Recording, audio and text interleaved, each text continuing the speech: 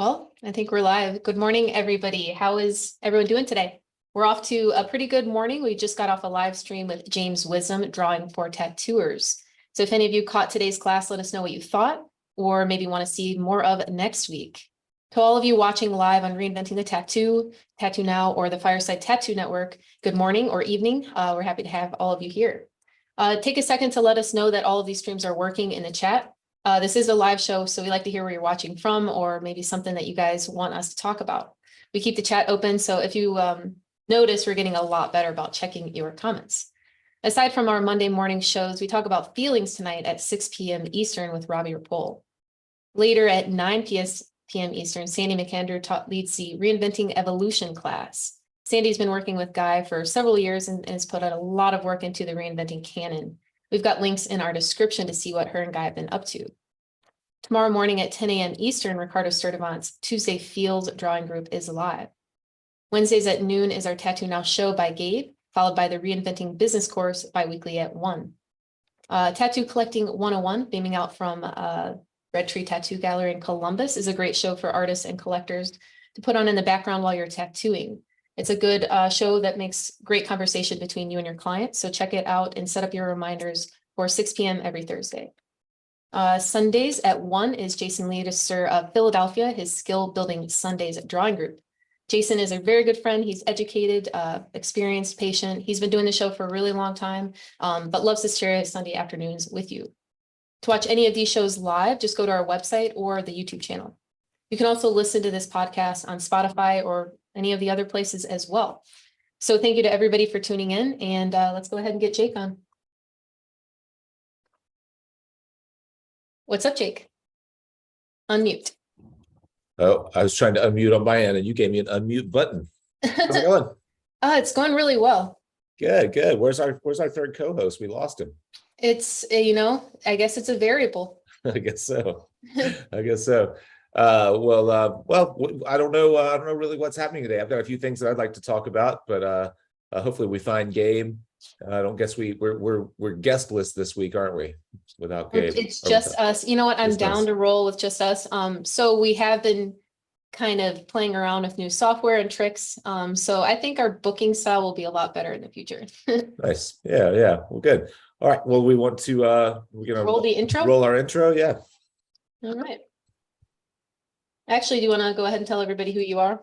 I will. All right, I will do that. All right. I'm Jake of the Fireside Tattoo Network, where our goal is to blur the lines between tattooing and fine art. You can find this on YouTube or wherever your favorite podcast platforms are. We're on everywhere, I think. I think we're I have a service that basically shoots us everywhere. But if you are a big podcast person, you don't know, you can't find Fireside on whatever platform you are on. If you'll email info@Fireside Tattoo, we'll make sure we get on that platform. I think we're basically everywhere these days, though. Right on. And I'm Lauren Gregory with Reinventing the Tattoo and Raw Pigments, and happy to be here. This is episode number 47.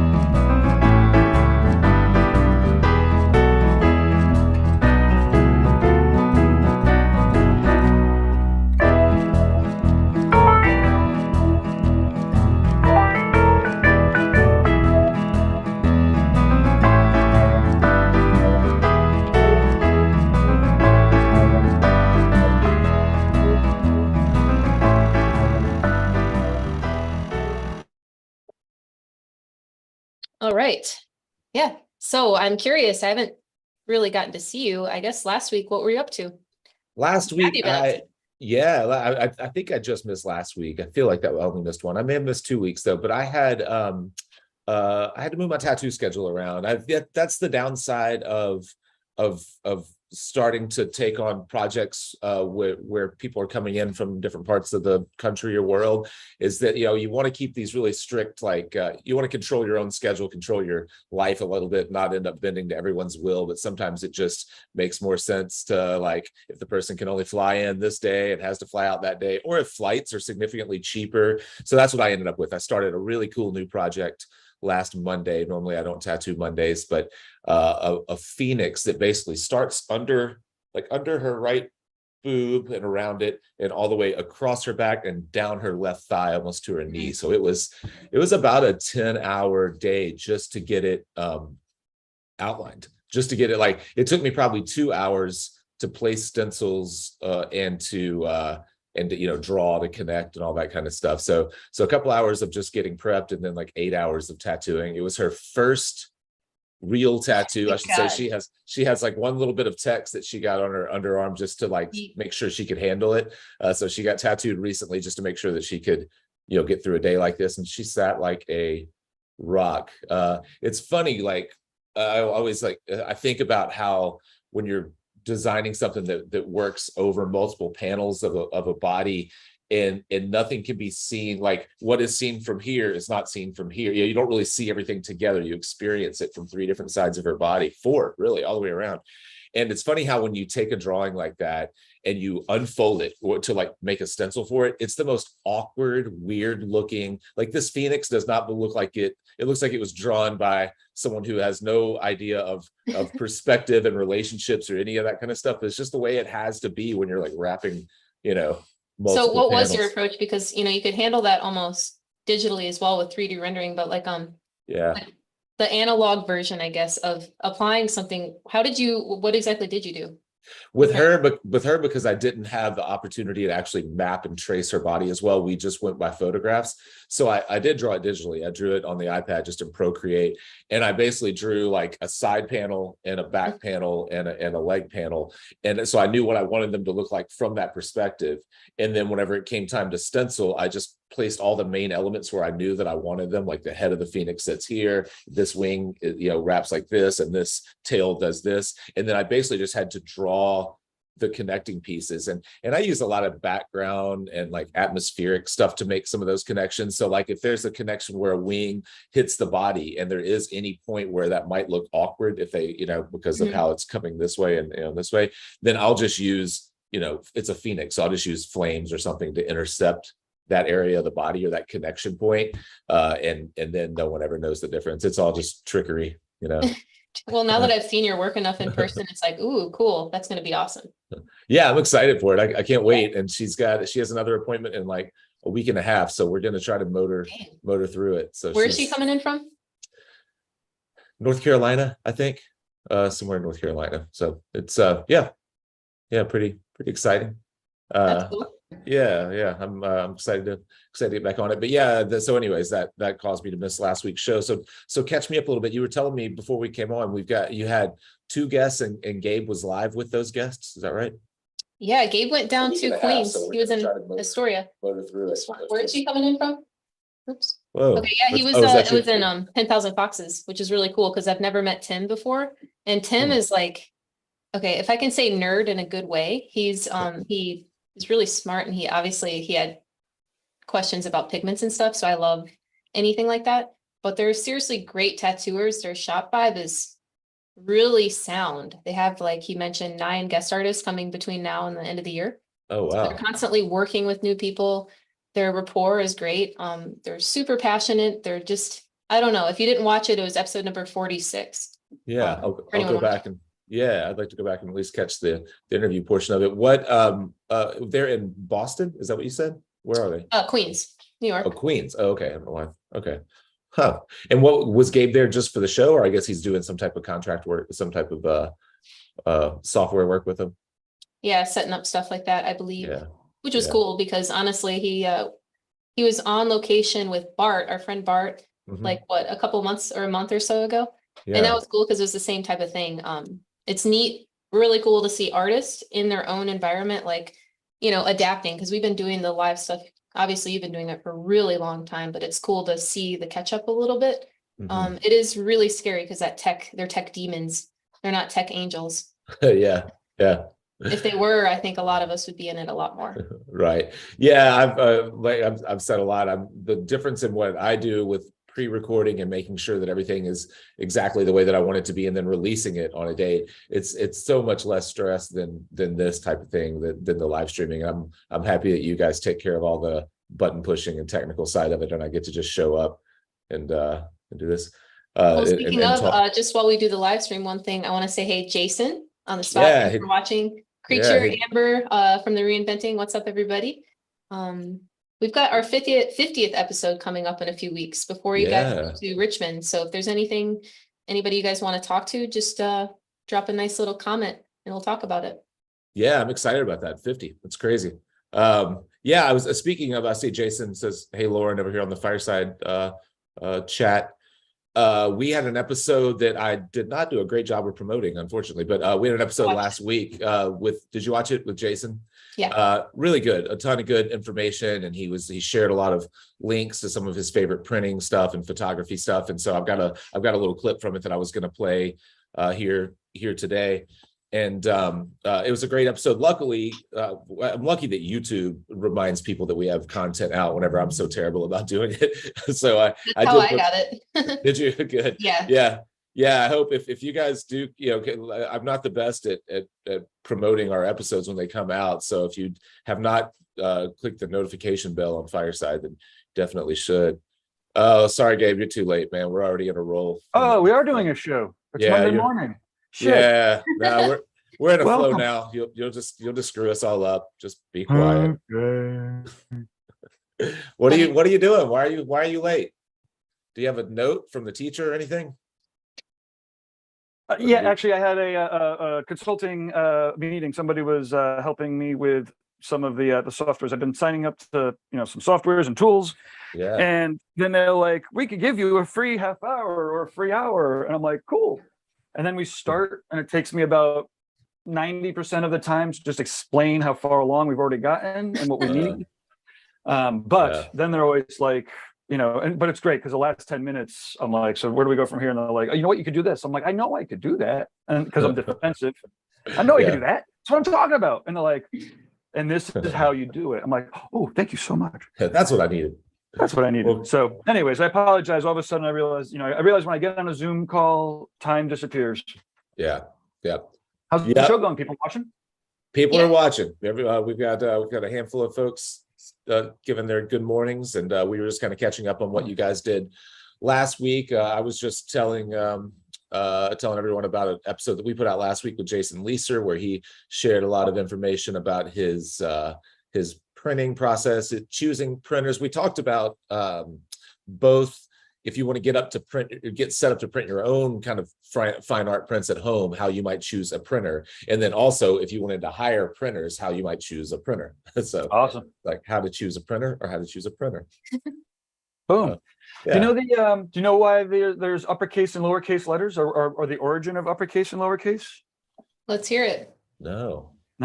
Well, people can post in no one gives a shit really. I mean, maybe they do. I don't know. We could either tease it out, or I could give it. We should do that though. Maybe in the beginning of every episode, we could ask a fun trivia question and give the answer at the end. Yeah, that's a good idea. When the printers had their letters out in their printing cases, they had the lowercase of letters that they would use to put up on the printing press, and then they would have the uppercase that they would go to put on the printing press. There's an uppercase and a lowercase. Yeah. Well, how do they decide which one to use for what? Just because of grant? I thought you were going to say. I don't know. If I guess let's say the 1600s. I guess 1700s. I'm embarrassed. I don't even know when printing presses. What year? Somewhere around wherever the printing presses were made. I don't think they had many standards of which keys or they put in which spots. Although I would propose my uneducated opinion would be depends on who your mentor was. Yeah. On which keys to put where. They probably had some sort of standards that they evolved towards, but. The same thing, right? The QWERTY keyboard is like set up. I mean, it's not like they obviously put thought into it, but they put thought into the way like typewriters and shit work, like fucking whatever 100 years ago. Yeah. Well, we need new keyboards. Keyboard revolution. Sorry, this is Tattoo Talk. We do, even more than keyboards, we need a better interface for smart TVs. It is so frustrating, and I'm still clicking through like with my remote control to try to choose, what I want to search on YouTube or whatever on my TV. And mine has, I know we all have like talk to whatever, like there's a little microphone button on my remote. It's complete garbage. It doesn't work at all. She doesn't understand anything that I say, or it doesn't understand anything that I say. But it does record it all and send it straight to China. Oh. Or Russia or wherever, I don't know. Could probably send it straight to Washington, D.C. Would it be even worse or just as bad? Hold on, the creature says the indent on a paragraph started with an oversized letter that was forgotten to be handwritten into the old text, and it became a thing.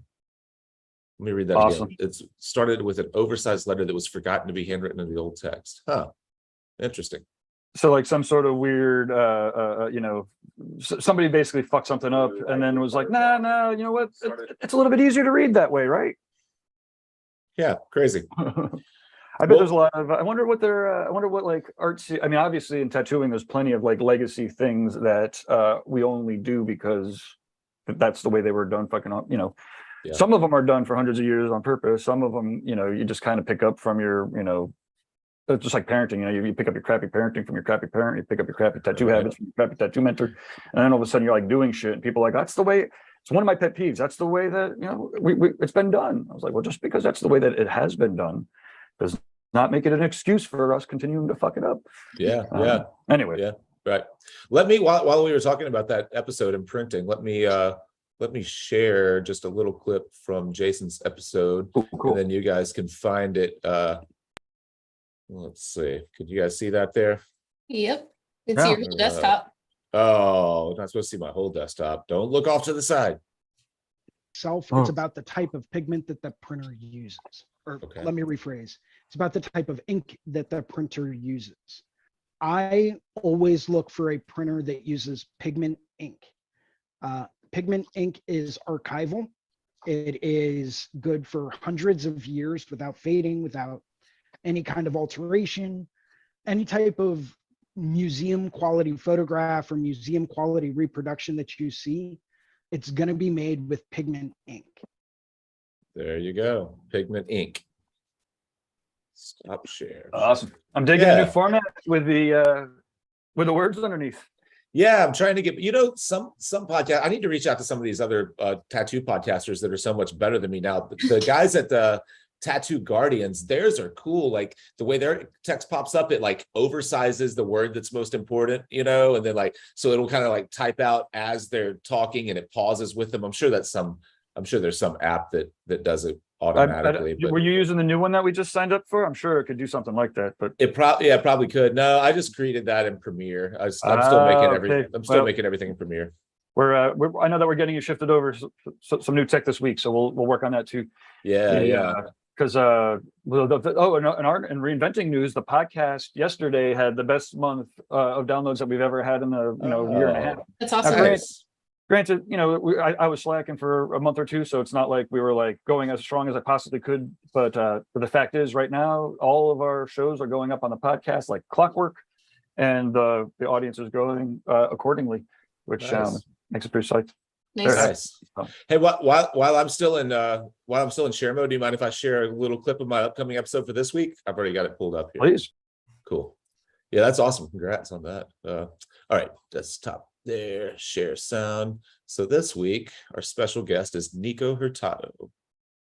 To this day, man, I mean, I think I've learned a lot of things and figured out some stuff, but it's still, I've only been tattooing for 22 years. So I'm seeing tattoos that are probably 18 years old, 19 years old, and I'm able to judge them now. And since it wasn't really like those people doing it, but I think also a solid tattoo, like wall-to-wall color, is going to hold up the best for that style of tattooing, unless you're really, really like disciplined with leaving really open skin and just kind of fading it out to that. Like, but I think the longest lasting is wall-to-wall color, because I'll stop it there. So yeah, we went pretty deep. Let's see. We went pretty deep into a lot of his kind of his process, and he was kind of a real innovator when it came to that color realism. He was doing things, and we even got into like how he started the kind of approach where you're like rendering fully, which all the realism guys do now, but when he started doing it, where you're like fully rendering. So you got like stencil here and full color and render up to the nose, and you're like, who does that? Well, that doesn't even make any sense. And he was the first person that I ever saw do it. And so we talked about where that approach came from. And it's funny, all the stuff that he did, he really didn't know. There wasn't anyone really doing it. He was kind of winging it a little bit, but great interview. We talked for about an hour or so. And that interview was actually put together by Jägermeister of all things. So awesome. Yeah, were you guys drinking Jaeger during the interview, or was no, that man? I looking back, I should have, but I don't really care for Jaeger. But I've been, I guess I still need to do an intro, so maybe I'll go grab a bottle today and do it. You should do an intro. Make sure you do an outro too. Yeah, right. Yeah, sure. Yeah, one of the things I remember Nico's obviously fantastically, talented. I guess we're talking about it because that's why we're here, I suppose. But I first met him in 2009, I believe. Mm-hmm. So Joshua Cartland had come out. I think Josh was maybe our second or third guest, and I was like, Josh, who should we have come? Who would you recommend we bring in? And he was like, oh, Nico, this kid Nico Hurtado, and I was like, oh, I think that's the guy that did like the Catwoman. He did the Catwoman tattoo. He's like, yeah, he did the Catwoman tattoo. I was like, oh, okay, cool. And sure enough, 6 months later, Nico was out and doing amazing tattoos. And to your point, very giving. Like he's able to talk about it. He likes to talk about it. And and hearing him talk about, I remember this was 2009. So over a decade ago. And I've smoked a lot of weed since then, but I still remember this. He was like, when I look at something, I could really kind of like look in there and get into it, and I could look and I could see, I want to count the dots. Okay, there's like 3 dots of blue, 2 dots of yellow, and I'm like, damn, man, you're like getting into the fucking into it, you're there, and that's why the shit looks like the way that it did and does. Yeah, and he's great. Yeah, we talked a little bit about some of that experience. The first time I ever met him, or very briefly, was at the thing that you did in Portland, the Worldwide Tattoo Conference in Portland. And that was, I think we decided that was like 2015. Nico and I talking, I think, so yeah, seven, almost 8 years ago now. And he had a great seminar there. Gogoy did a really fantastic seminar, Nick Baxter, and so yeah, a lot of Adrian Lee. Adrian did his there. I was I love that shit. Ralph Nonweiler did one there. Damn. Yeah, it's a really, really good show. And we talked about, actually Nico commented on how well put together that was, and like, lunch was provided, and it was like, it was good. It was, it was like hot food. It was crazy. It was the first tattoo event that I had ever been to that was put on that, at that level. So I felt that about Paradise myself in Colorado and Keystone. I was like, this is the first time being impressed like that. So good job, Gabe. Oh, shucks. It's a lot of fun. I mean, I can't wait to do that shit again. People want to do it again, not this year, probably not next year, but the year after that, we could do some cool. I mean, again, part of what I've been doing is before, I got my ass kicked and then COVID happened. Like, I'm like, smaller events are much better for me, right? So like the 550 people kind of things are still what's fascinating me. But it was, it is fun throwing massive big parties, and we meet people I meet people all the time that have been to, again, some of these random spots, Keystone or Colorado or Portland was fun. I mean, I want to get back over to Italy and Europe, and I've been talking about doing an inspiring tour in Italy. I think I teased it out a little bit more, but we should do a big show again. At some point. We can get you a bubble, Gabe. I'll go around the Bubble Man convention producer in the bubble. Yeah, well, at this point, I'm mostly working on other people's shows anyway, so I'm happy to do that. I don't have a tattoo show. Like part of doing those big shows is that I had a full crew behind me. Yeah. And right now I'm running pretty much, so obviously I got a lot of help and working with people and stuff, but like at the end of the day, my staff meetings are with myself, so it's not really super plausible to run a show at that scale. The conference, yes, I'm definitely down with doing another worldwide conference at some point too. I've been talking to Alex DePasse about it. And again, obviously things are crazy and stars need to align. He's also very, sometimes it's like, who are the icons of the day, right? I mean, maybe this is a good question for people. Who are the icons, of today? Yeah. And, it's funny because sometimes, I'll ask that and people hammer out, 20 people. I'm like, well, I know 3 of them. So they can't be quite iconic yet, but almost. Anyways, that's in the works, right? If people want another worldwide conference, we can do those again.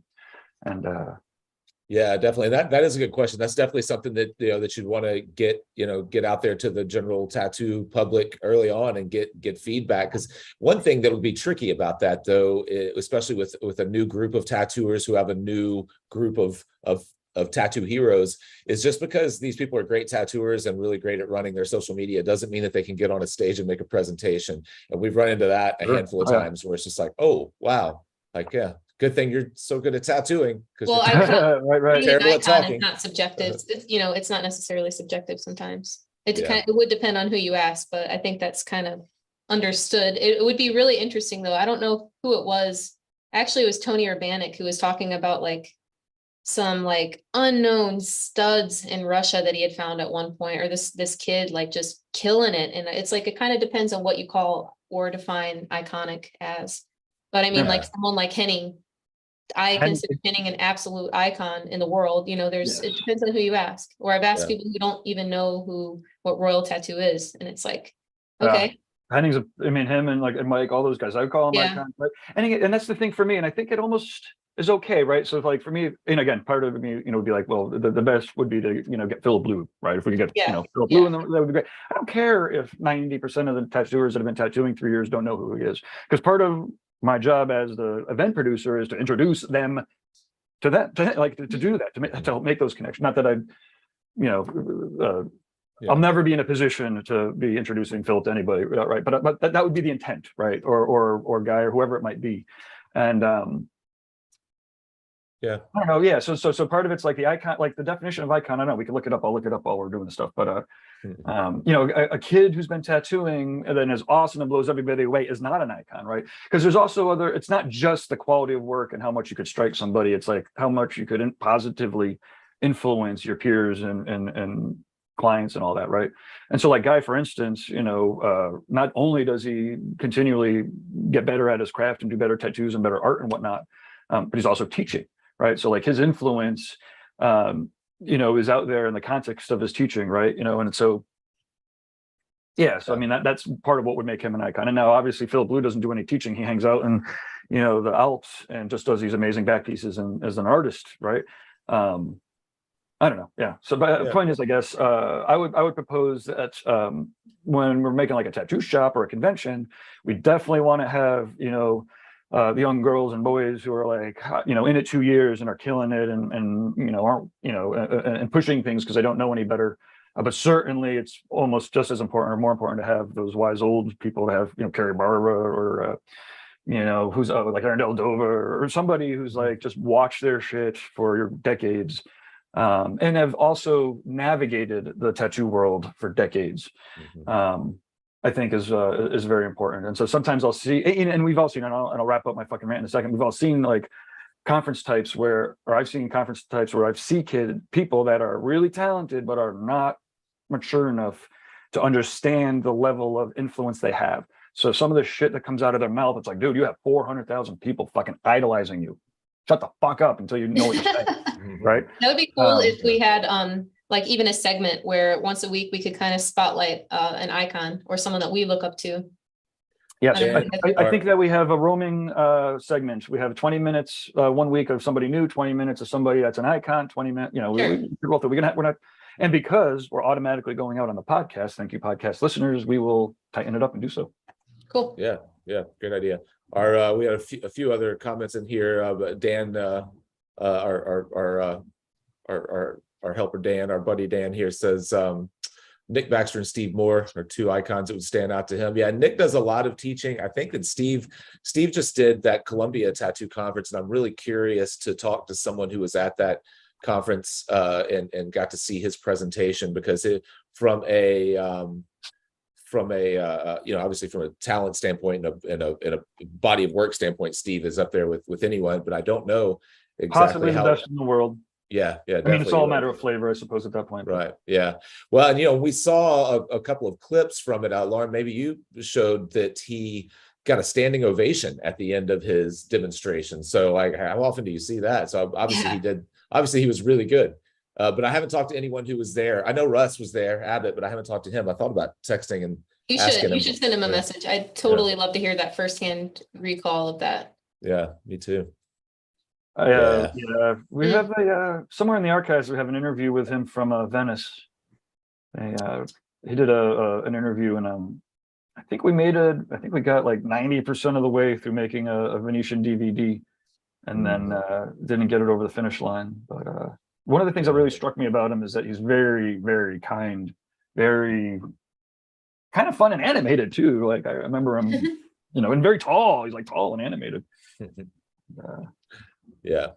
So yes, agreed wholeheartedly, Dan. Both of those guys I would consider icons, again, because of their decades of positive contributions to the tattoo world.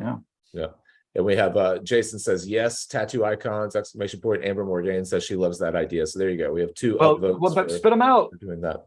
You can't just say yes. Jason, you have to say yes. They're talking about as a segment. ongoing segment. Yeah.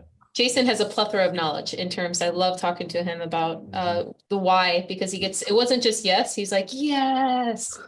He's very animated too. And he got to see Steve tattooing, I believe. When was it? He went to Canada over the summer. So. Oh, speaking of Canada, I don't know if you guys noticed this, but I saw that Marcus Leonard moved to the same island. What's it called? The Vancouver Island, I believe. Vancouver Island, yeah, which is where Steve, I guess, is still based out of. It's where he was. So that's pretty cool. So Marcus Leonard is possibly he's another fucking absolute badass. I'm firing. Have you talked to him to find out why he made that move from Germany to Canada? Yeah, for Haya. Okay, gotcha. They've been, I think they recently. Did they actually get a proposal? I think he's actually got. Yeah, that's right. You're right. I don't know if they're married yet. But I did see a proposal. Okay, well that makes sense. So she's from that area, so they moved to be. Correct. They've been going back and forth to Germany, and now they're well, evidently, if he's back there, he landed back there. Ironically, John Clue has moved back to Long Island.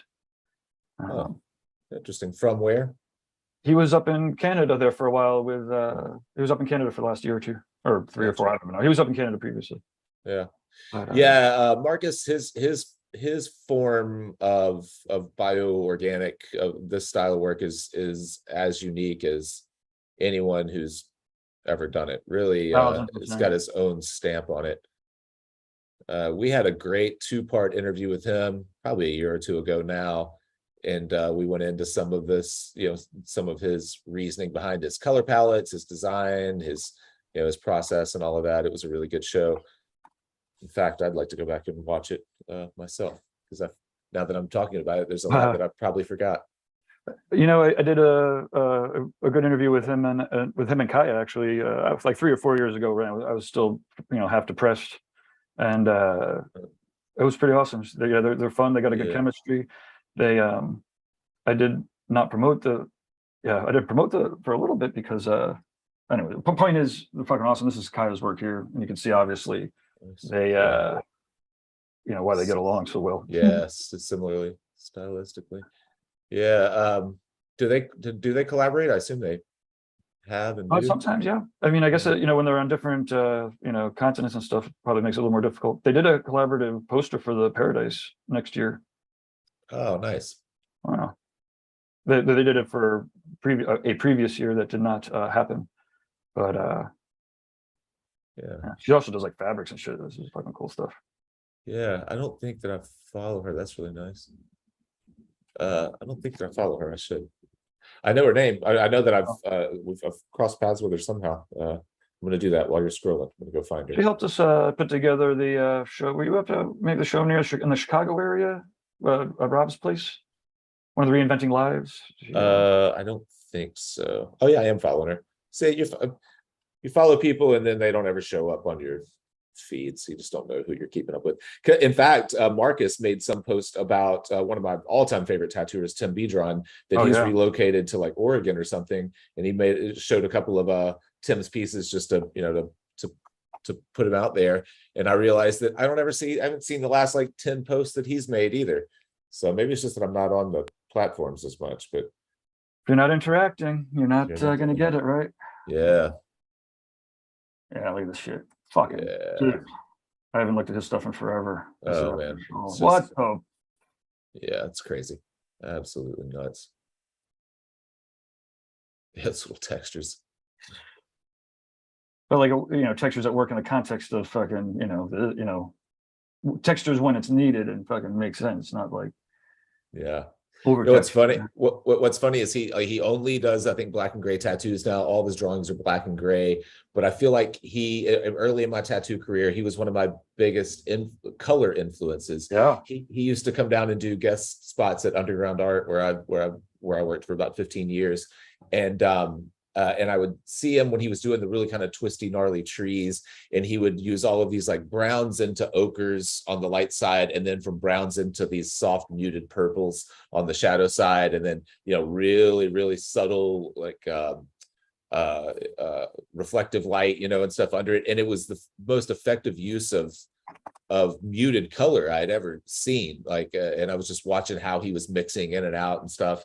And so I don't know, completely was trying to steal his approach to color, and then fast forward 20 years, 15 years, and he doesn't do color anymore. Sorry, I'm just dorking out on the dogs here. Does he not look like a cousin, or she look like a cousin for Iggy? This is my dog.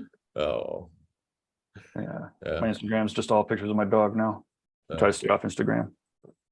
I'm still addicted. Anyways, Tim's fucking badass, really. You know what? And I love it when people change their when they change it up a bit like that. It's him and someone who else is like an example, maybe like Alec Turiansky. There's a piece of art that they understand fundamentally, so it's like almost the different mediums are tapping into the same real fundamental thing. So it's not like they're just good at one kind of art. It's like they could really, it seems like they understand a lot of the different aspects of all the different arts. That's a really good comparison. I hadn't thought about those two guys, together, but that's a really great comparison. That's someone else who's on that same level of Biedron that really does like.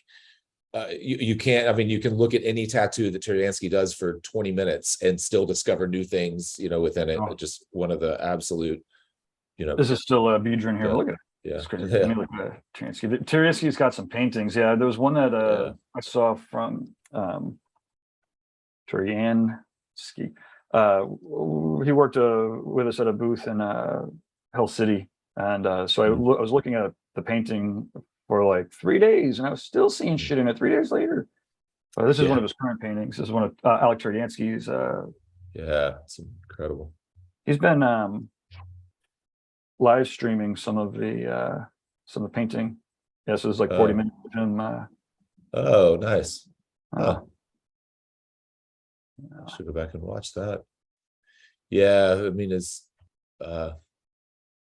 tattoos are just as interesting. Just all that subtlety, like, that's actually pretty similar. That especially down in the claws and in the branch, that looks a lot like a Tim Biedron tattoo.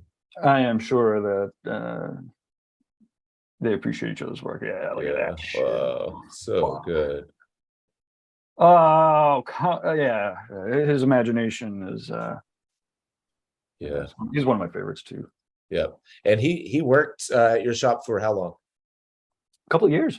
Yeah. He came over, I think, for the first tattoo gathering, 2008, and then he came over, did a couple of guest spots, got in trouble with immigration for a little bit, but then got a full O1 visa, maybe like 4 or 5 years later. Or maybe it was 8 years later. I don't know. He worked for a couple of years, got his full O1 visa, and but then he went back to Russia maybe 5-6 years ago, 4 years ago. Like just before my shop fucking fell apart, he moved back to Russia.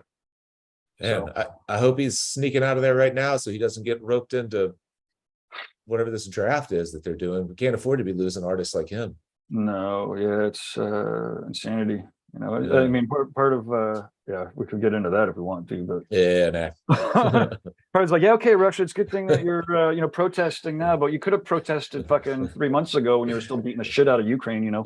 Right. And again, you know, part of, yeah, I don't know. I don't know. I'm a fucking computer geek, and I got opinions about everything, but that's a different show. Yeah, back to the art side. There are so many great Russian artists, and you hope that hope they're able to. Who's it? Rain? Rain's stay from safe. Art of Rain, the Arch of Rain. Oh yeah, just got. That was a cool thing to see here on the benefit, the drunk critique benefit thing.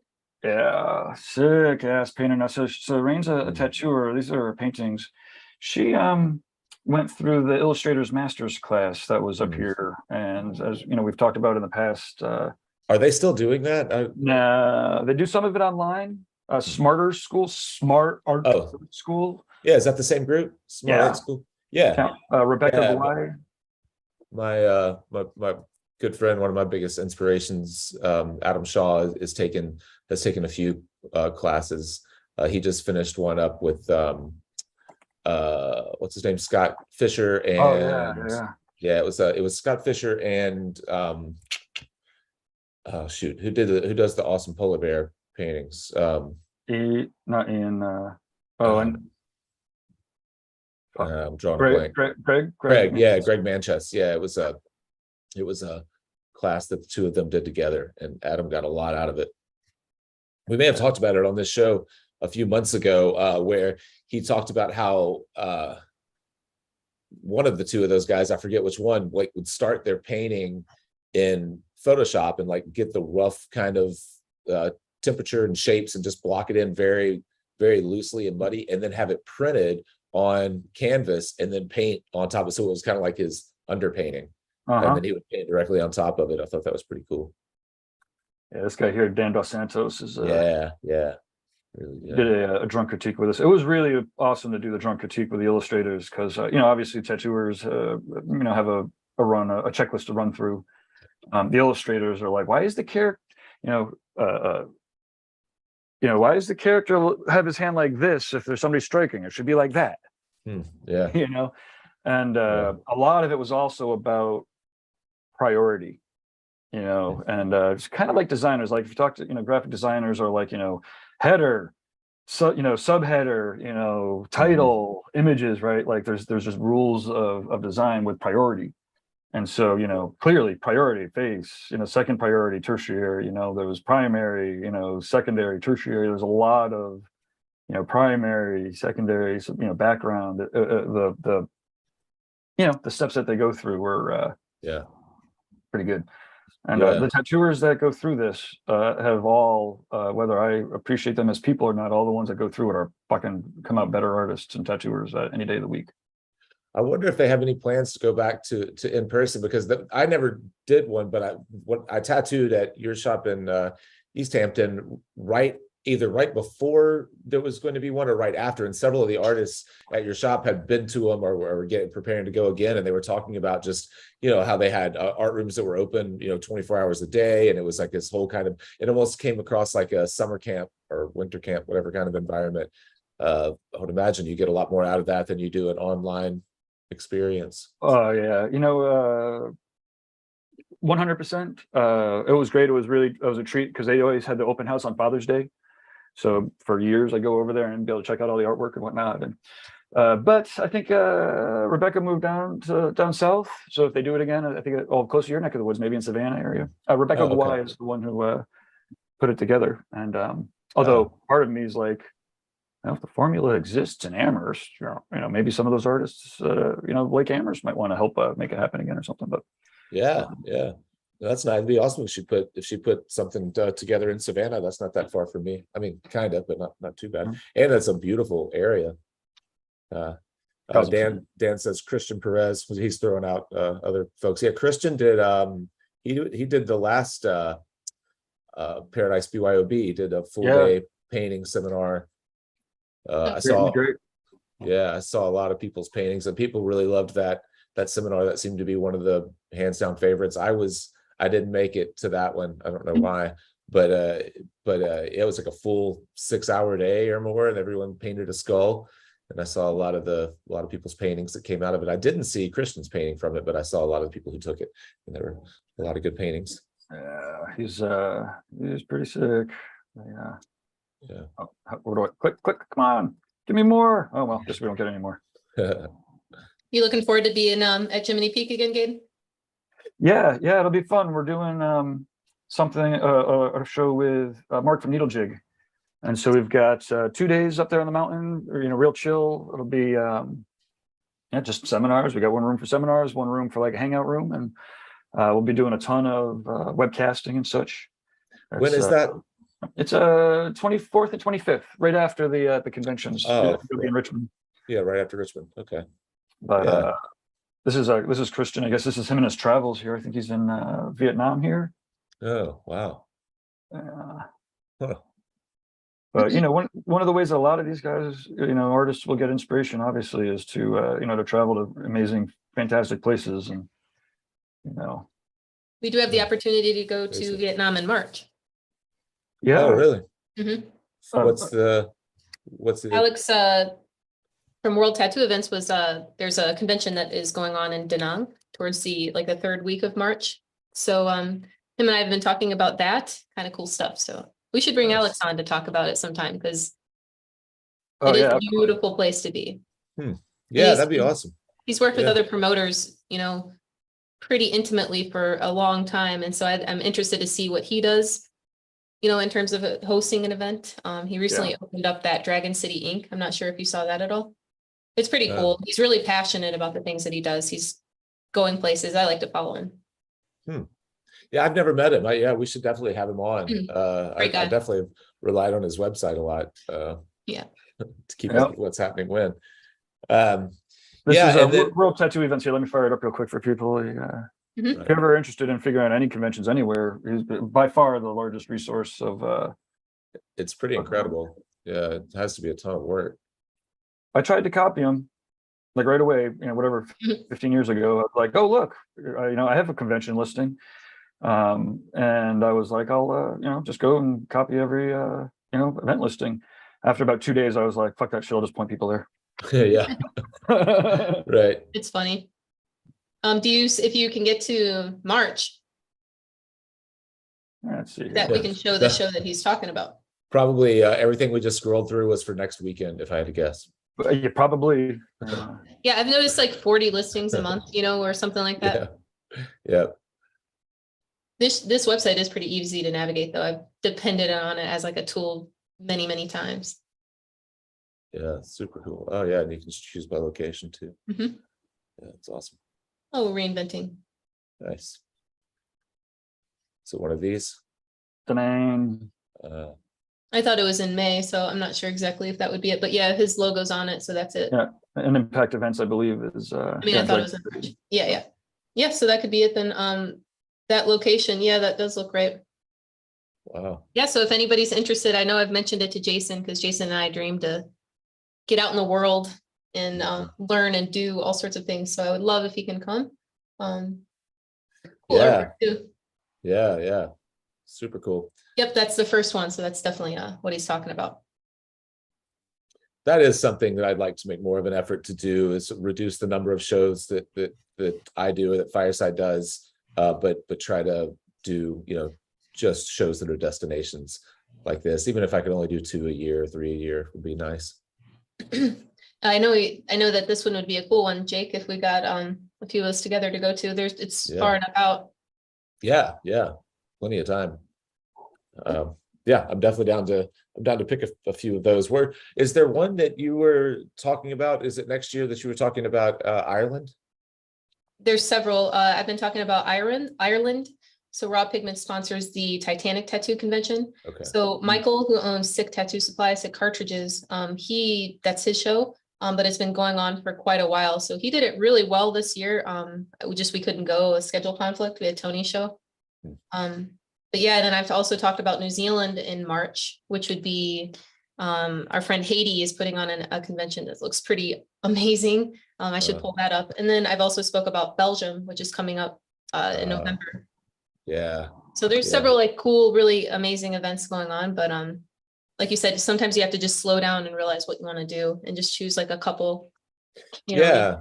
Yeah, and I make the mistake of like feeling obligated to shows that I've supported, you know, in the past, but when I line all of those up, it's quite a few, and some of them are, you know, are shows that I like enjoy being around the promoter, and it's the same group of people over and over, so it's kind of like it's the only time I get to see that group of people, and we're helping with whether it's, you know, some of the audio video stuff while I'm tattooing, the Scott or whoever from Fireside will be, you know, helping to make sure that the show is being projected onto the big screens or whatever. So we're always kind of helping with little stuff like that, and I just end up feeling obligated.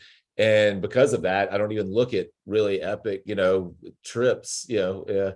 And then, so as much as I love someplace like, you know, Huntsville, Alabama, I would much rather go to, you know, to New Zealand. So, yeah. My internet is slow. Otherwise, I'd be pulling it up. I'll copy it in the chat, Gabe, if you want to pull it up. Yeah, for sure. So this one is the one that we were going to obviously do last year, but things changed a lot in New Zealand because just the size, it's not, they're not messing around when they're talking about COVID. So coming up this year in March, New Zealand's interesting too, because there's like 300 shops. Yeah, they have the old date on it, but it's in March. Okay. That's a crazy long flight, huh? Yeah, I think it would take us like 24 hours to get there. Ooh, I don't know if I can afford the first class for a 24-hour flight. So I've worked with Chaz over Ink, Toe, like a lot of these guys we work with already, which is pretty cool. Oh yeah. Aaron, Aaron, yeah, she used to work with Teresa, right? Yeah, she's great. Yeah, she's really good. Oh. But yeah, so networking in New Zealand, that's just everybody does pretty much know each other, so that's cool. Yeah, one of my favorite painters / YouTubers is in New Zealand too. My brain isn't working this morning, so I won't think of his name, but someone in the chat I know I've talked about him so many times. It's someone that's in this chat will know who I'm talking about. Andrew Tischler. Andrew Tischler. I've got Andrew Schwarbrick up, who's also pretty badass. I'll get I'm firing him up first, and then I'll fire up your guy. Is this guy's in New Zealand?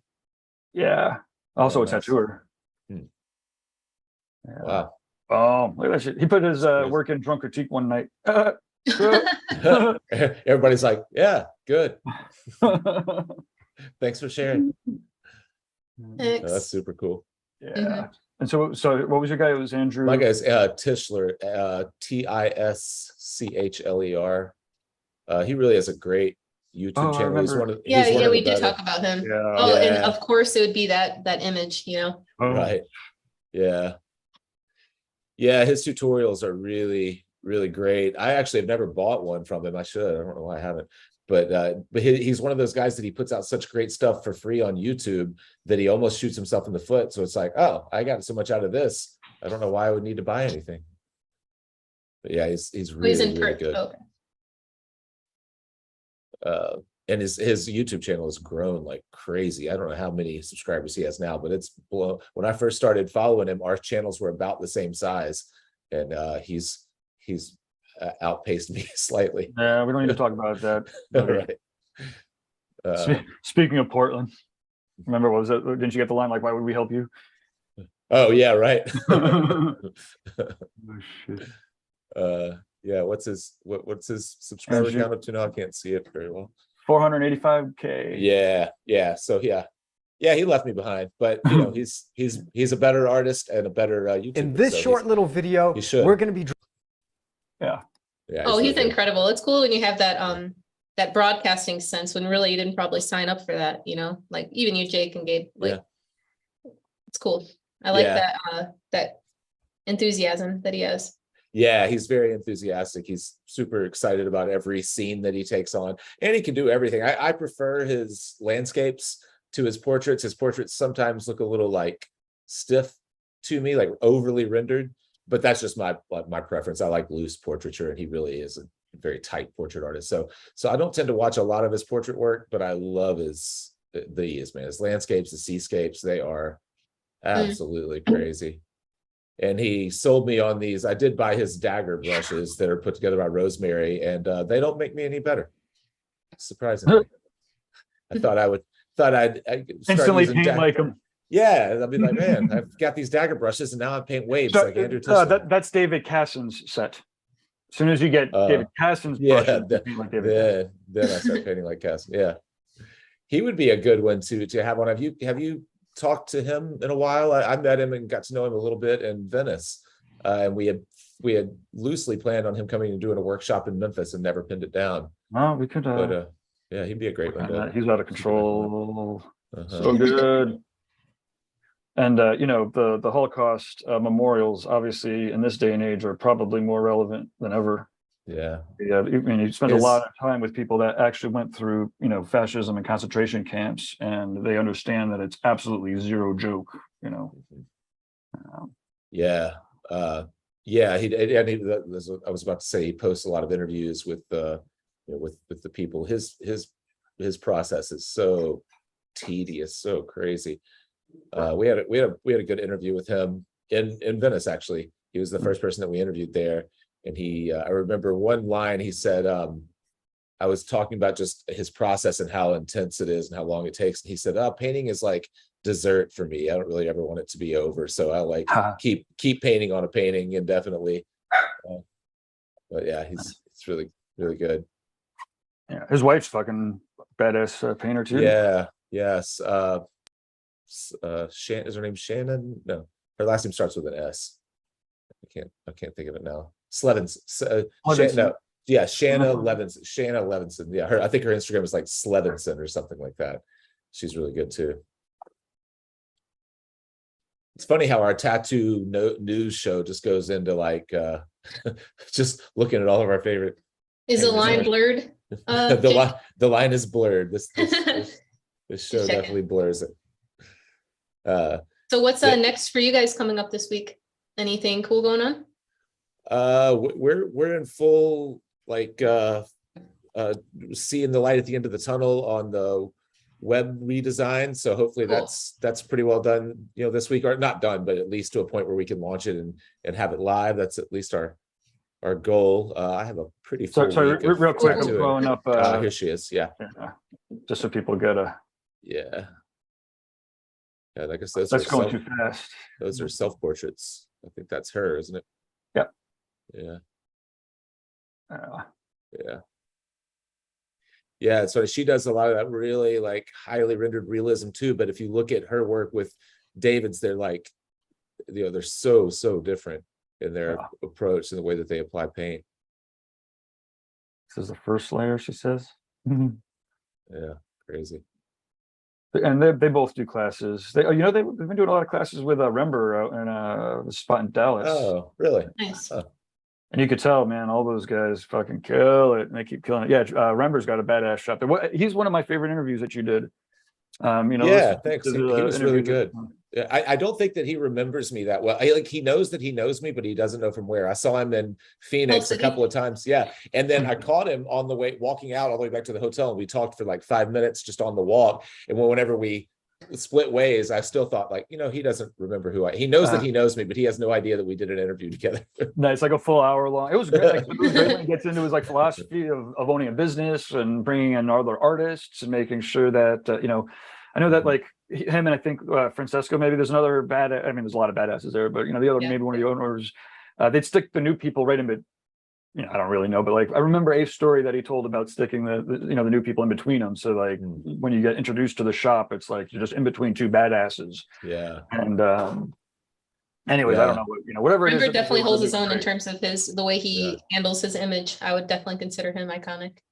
I would put him. Yeah, I mean, maybe some other people have to die first, but yeah, right there, if not there.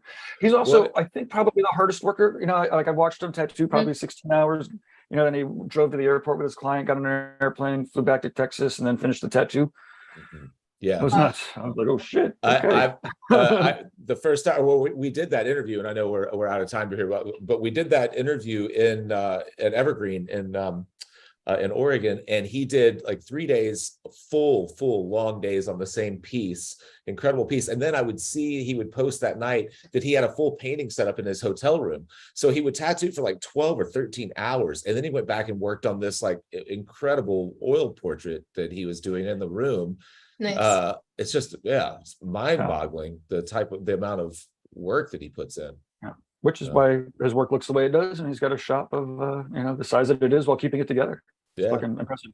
Yeah, definitely.